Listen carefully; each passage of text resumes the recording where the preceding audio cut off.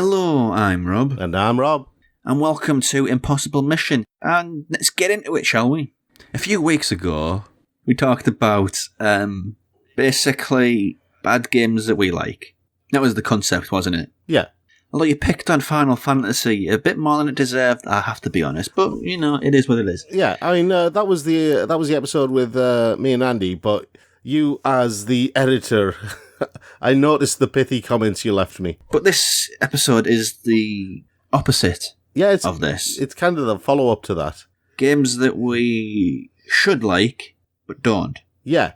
I mean, the basic idea here is that there are games that come out that absolutely should be in our strike zone. That it's like the game is, you know, when you see all the blurb and the trailers, it's like the game is made with us in mind. And then we actually play the game, and it's just flat. I mean, it's not a thing which is exclusive to me or Rob. Everybody's had this. Everybody's had this. It's kind of a common thing. Yeah. But there's surely a game which has motivated you to think that this is like a topic to talk about now, not just like a reaction to the other episode, or is it? Well, there is a game that I have in mind, and actually, it's not a game that is aimed specifically at me, but more a game that's aimed at you, right? Oh dear. See, here's the thing, right? I know that you're a big fan of skateboarding games. Well, extreme sports. I loved going all the way back to 1080 snowboarding on the N64, Tony Hawk's, all this stuff, you know, way back in the 90s.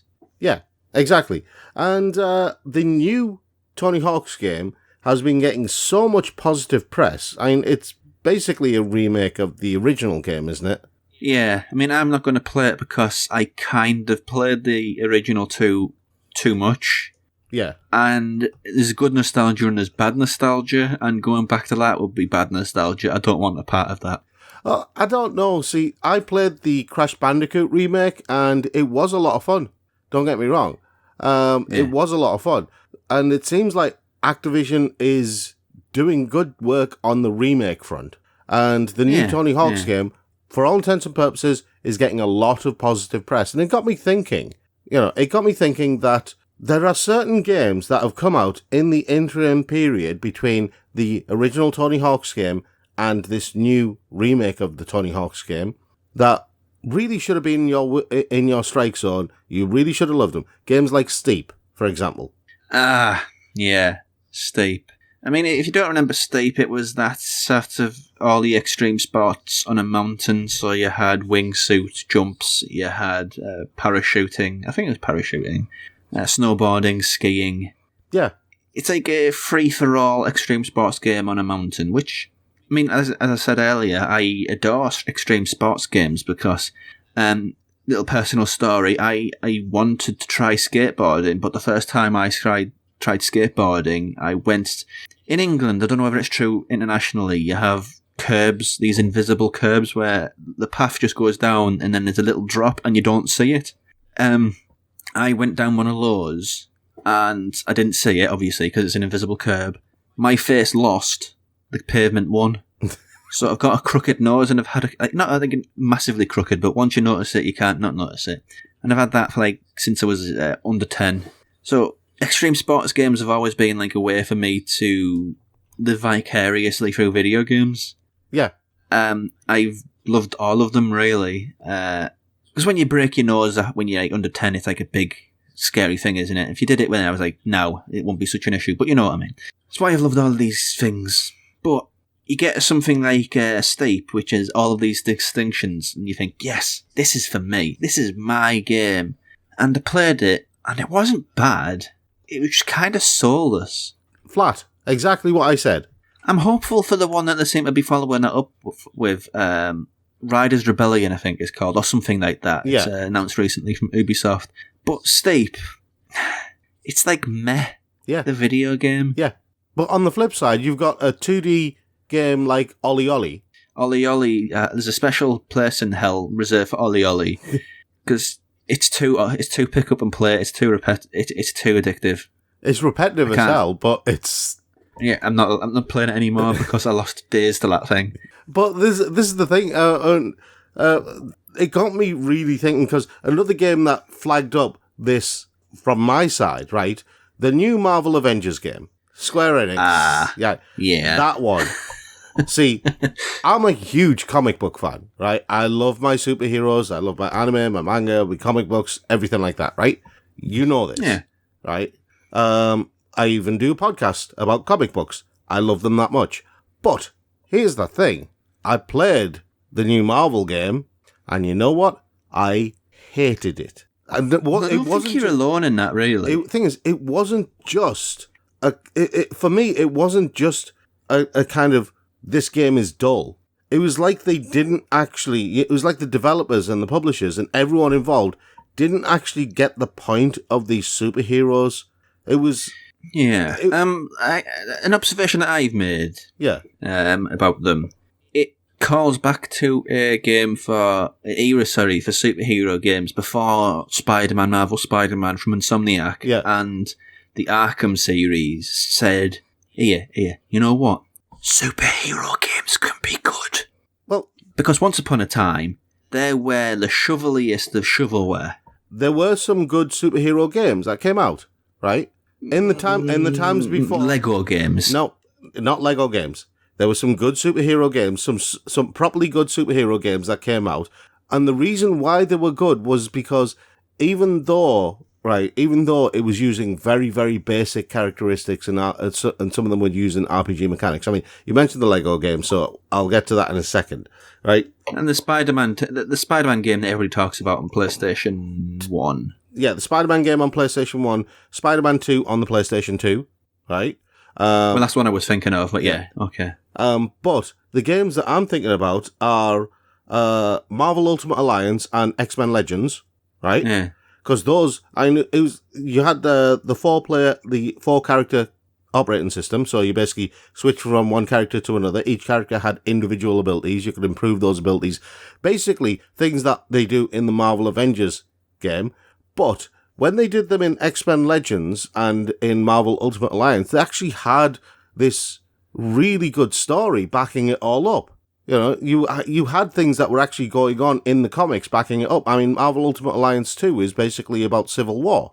Yeah. You know? And then you've got this new this new Avengers game, which it feels like, as I said, it feels like they didn't actually get any of the characters. I mean, the inclusion of Kamala Khan in there. Kamala Khan really deserves her own game. All of them do, to be honest. Yeah. Out of the ones in that game, I mean, Captain America's had his own game, but that was like a cheapo movie spin-off. Yeah. Hulk's had a few games. I think Ultimate Destruction it was called, which is alright.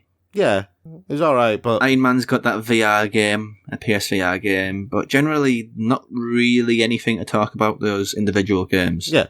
Black Widow, obviously it's going to be a stealth action game, Metal Gear Solid, you know. What was that? What was that? Perfect Dark? Yeah, she's very Joanna Dark. Yeah, she is. But Kamala Khan, weirdly enough and bizarrely enough, Kamala Khan, because of her skills, because of her powers, would be this bizarre kind of, I don't know, it would be a very odd game. It's sort of this weird, bizarre Japanese puzzle platformer by the guy who made Katamari Damacy. Yeah, where she has to grow big and grow small, or maybe use her giant, make a giant Hulk-type fist to smash through stuff, or make her finger really small to pick locks. The thing about the Batman game and the Spider-Man game is there could only be a Batman or Spider-Man game. Exactly. And I played this one as well. I didn't quite have as quiet expectations as you, not being the comic book fan that you are. Yeah. But this game could be filled. The fact that they put on loads of different characters in it suggests that it's so disposable and it's so non-specific that these roles, these characters in this game could be literally filled by countless dozens and dozens of different characters. It's so non-specific. Well, this is the thing. The whole point of Kamala Khan is, right, in the comic books, there's like different levels of hero. You got like the heroes who deal with all the cosmic stuff, right? So those will be your Silver Surfers, your Thors, those sorts of heroes. They deal with cosmic stuff. They deal with stuff that affects galaxies and universes and stuff like that. Then you got your world heroes who are, your Iron Mans, your Hulks. They deal with global threats and stuff. Then you've got your street level heroes. Now, Kamala Khan is a street level hero. No matter how powerful her abilities are, she prefers, and in most of the comics, she deals with stuff that is in and around her community. I've read the original run where she was conceived. Yeah. And that was very good. Sort of like Crimes Around New Jersey. Yeah, exactly. And that's kind of the perfect type of game I'd like to see her in. Something very local. I mean, Spider-Man gets away with it, so why can't you apply that to someone else? Kamala Khan doesn't have the cachet yet, does she?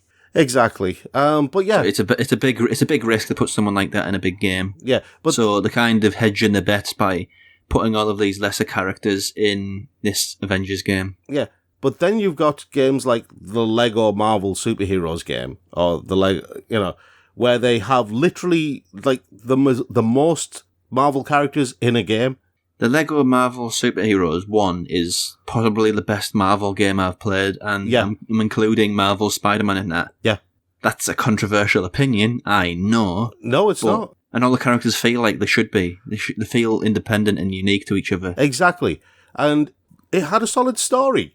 That was what I can remember, yeah. That was the great thing about it. So for a lot of comic book fans, it basically ticked every single box that we wanted, Yeah. So there's probably other examples on both of our behalves, but it's kind of hard to go through our entire history. But just a bit more of a short takedown one. Yeah. Is Dead Space 3. Yes. Now, long-term watchers or viewers or listeners of Impossible Mission, it's no secret how big of a fan I am of Dead Space 1 and 2. I said recently that Yakuza is probably my favourite franchise in video games. I think Dead Space is probably 2 or 3 in my favourite franchises, so it's right up there. I adore the thing. Very scaled back, spooky, visceral, meaty survival horror. Oh, yeah.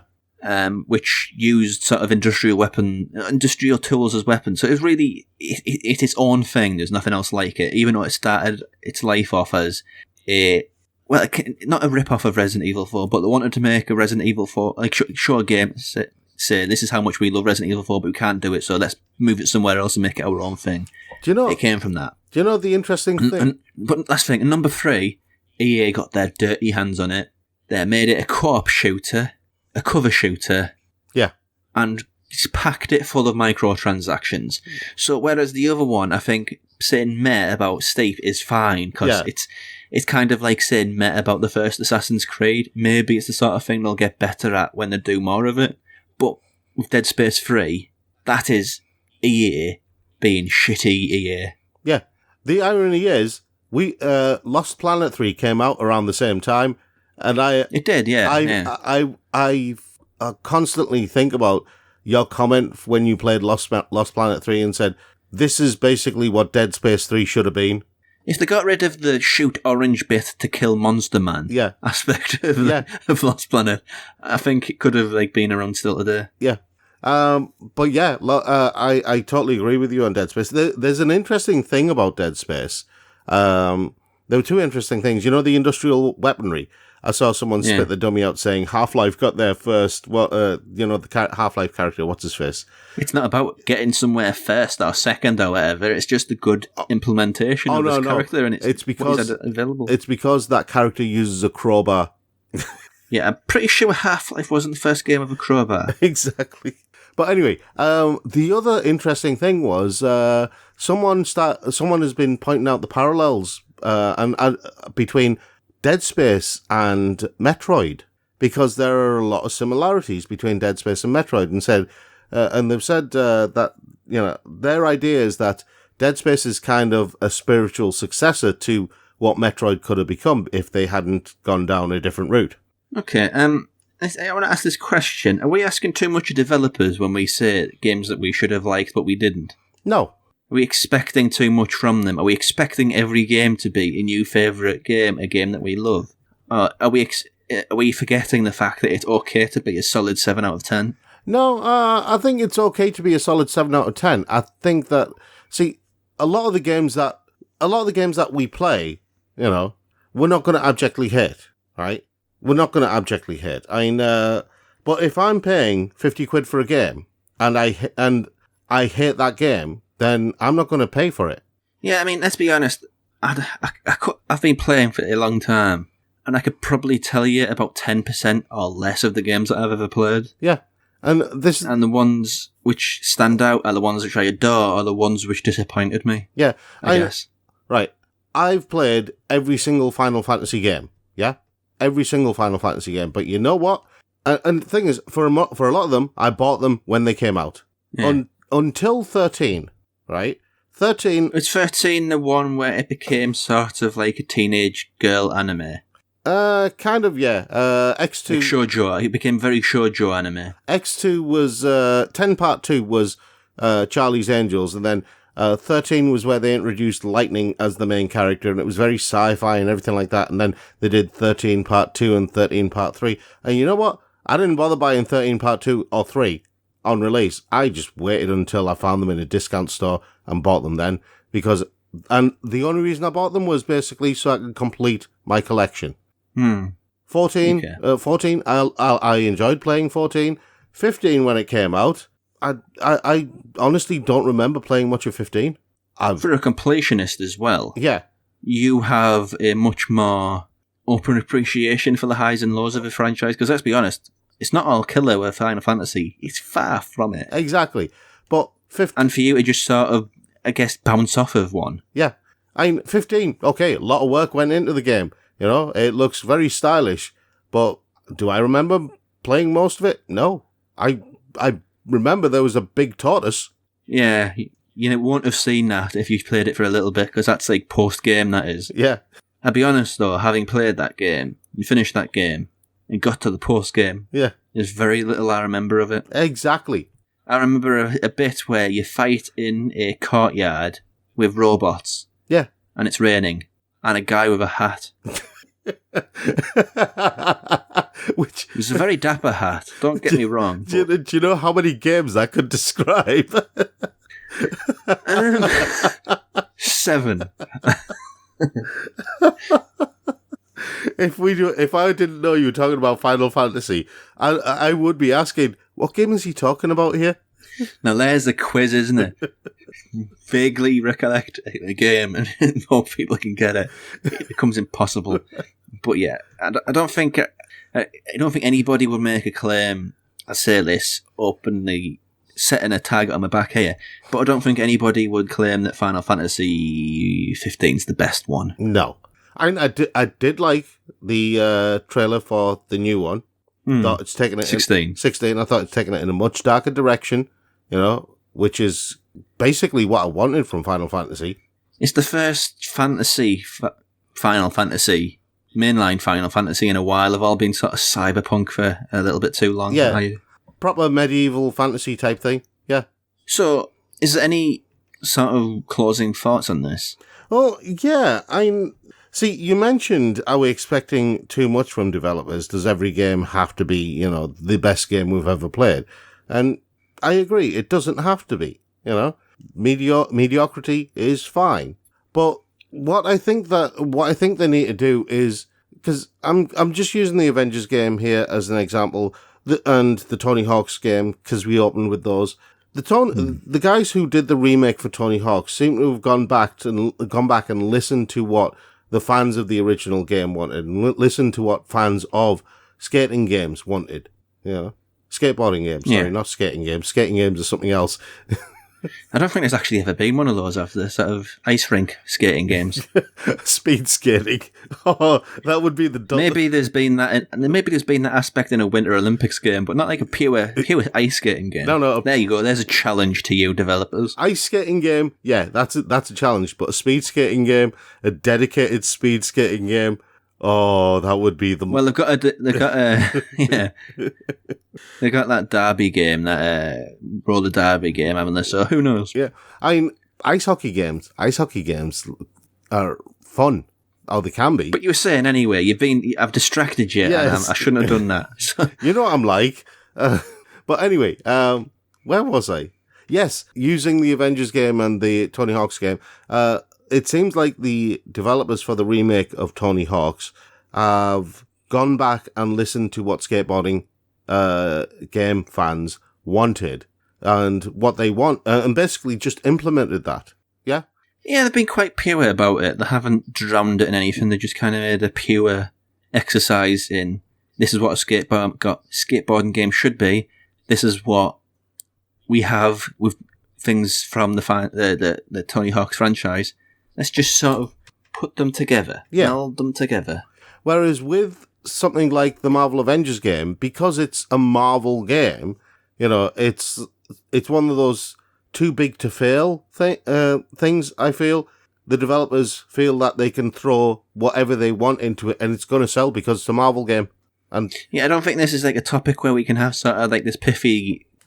Today I learned sort of message to end on, really. It's not that sort of thing. So, open this up to you, the viewers. Games that were like just perfect for you. You watch the trailer and you think, oh, I can't wait to play that. That looks so fun. You get it, you play it, and you just let off a giant meh. Yeah. We've only mentioned a couple here. We've got like loads more than we've mentioned, but we can only do a video so long. I mean, we don't want it to be, what about this, what about that, what about this, what about that? It'd be kind of boring, so we want to open it up to the people watching this video, because your input is just as important as ours. We are just two idiots on the internet, and everybody knows there's lots of them on there, on the internet, so how about you? What do you think? But that's it for this edition of Impossible Mission. Thank you for watching, and we'll see you next time.